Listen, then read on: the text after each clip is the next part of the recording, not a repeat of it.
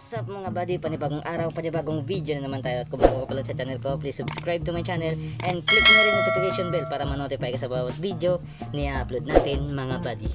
Kamusta mga buddy?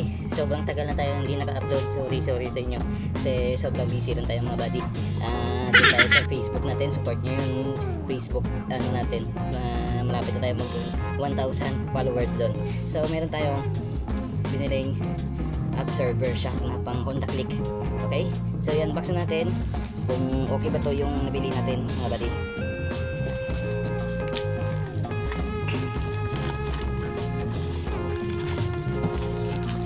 Hindi na natin to pagpatagalin mga buddy. Mabilis lang tong unboxing na to.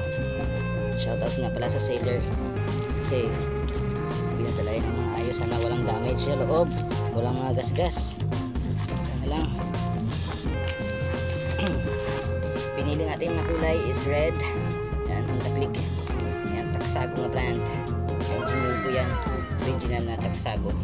Kasi pay-pay na yung stock ng Honda Click na kinabit natin sa ating motor, sa ating crucifer.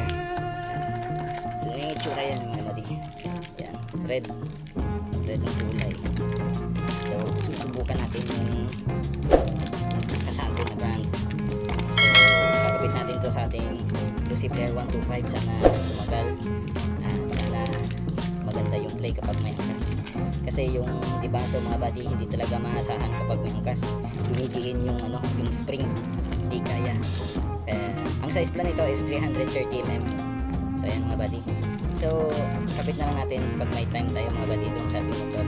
So don't forget to like, share, comment, subscribe. Lalagay ko na rin sa description ng video ang link ng product na to. Okay? Let's go mga buddy. Bye-bye!